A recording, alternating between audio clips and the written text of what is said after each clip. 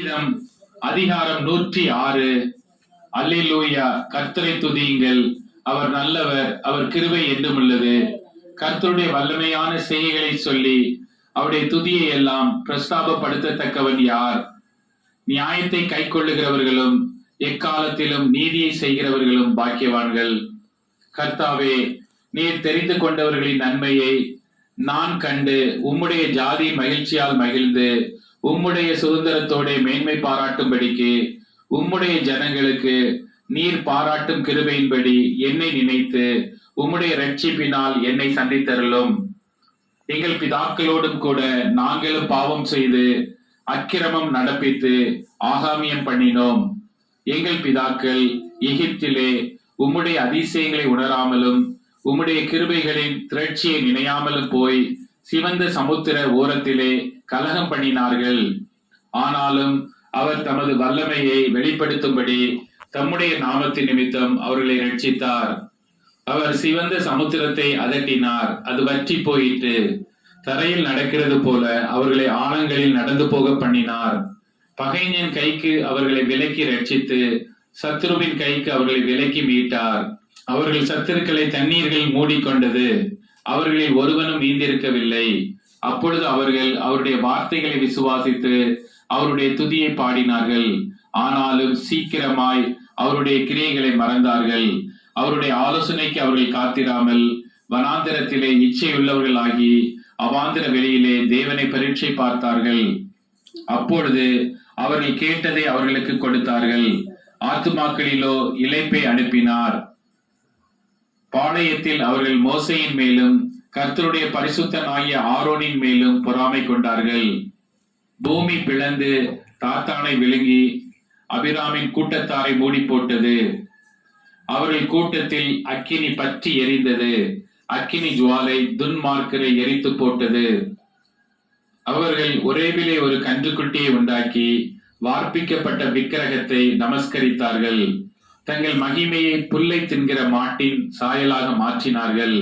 எகிப்திலே பெரிய கிரியைகளையும் காமின் தேசத்திலே அதிசயங்களையும் சிவந்த சமுத்திர தண்டையிலே பயங்கரமானவைகளையும் செய்தவராகிய தங்கள் இரட்சகரான தேவனை மறந்தார்கள். ஆகையால் அவர்களை நாசம் பண்ணுவேன் என்றார். அப்பொழுது அவரால் தெரிந்து கொள்ளப்பட்ட மோசே அவர்களை அவர் அழிக்காதபடிக்கு அவருடைய உக்கிரகத்தை ஆற்றும் பொருட்டு அவருக்கு முன்பாக திறப்பின் வாயிலே நின்றான். அவருடைய வார்த்தையை விசுவாசியாமல் இச்சிக்கப்படத்தக்க தேசத்தை அசட்டை பண்ணினார்கள். கர்த்தருடைய சத்தத்திற்கு செவி கொடாமல் தங்கள் கூடாரங்களில் முறுமுறுத்தார்கள். அப்பொழுது அவர்கள் வனாந்தரத்திலே மடியவும் அவர்கள் சந்ததி ஜாதிகளுக்குள்ளே அழியவும் அவர்கள் பற்பல தேசங்களிலே சிதறடிக்கப்படவும் அவர்களுக்கு விரோதமாக தம்முடைய கையை எடுத்தார். அவர்கள் பாகால் பெயோரை பற்றி கொண்டு ஜீவன் இல்லாதவைக்கு இட்ட பலிகளை புசித்து தங்கள் கிரியைகளினால் அவருக்கு கோபம் ஊட்டினார்கள். ஆகையால் வாதை அவர்களுக்குள் புகுந்தது. அப்பொழுது பிணைகாஸ் எழுந்து நின்று நியாயம் செய்தான். அதனால் வாதை நிறுத்தப்பட்டது. அது தலைமுறை தலைமுறையாக என்றென்றைக்கும் அவனுக்கு நீதியாக எண்ணப்பட்டது. மேரிபாவின் தண்ணீர்களிடத்தில் அவருக்கு கடும் கோபம் ஊட்டினார்கள். அவர்கள் நிமித்தம் மோசேக்குக்கும் பொல்லாப்பு நடந்தது. அவர்கள் அவன் ஆவியை விசனப்படுத்தினதினாலே தன் உதடுகளில் பதறி பேசினான். கர்த்தர் தங்களுக்கு சொன்னபடி அவர்கள் அந்த ஜனங்களை அழிக்கவில்லை. ஜாதிகளுடனே கலந்து அவர்கள் கிரியைகளை கற்று அவர்களுடைய விக்கிரகங்களை சேவித்தார்கள். அவைகள் அவர்களுக்கு கண்ணி ஆயிற்று. அவர்கள் தங்கள் குமாரரையும் தங்கள் குமாரத்திகளையும் பிசாசுக்காக பலியிட்டார்கள்.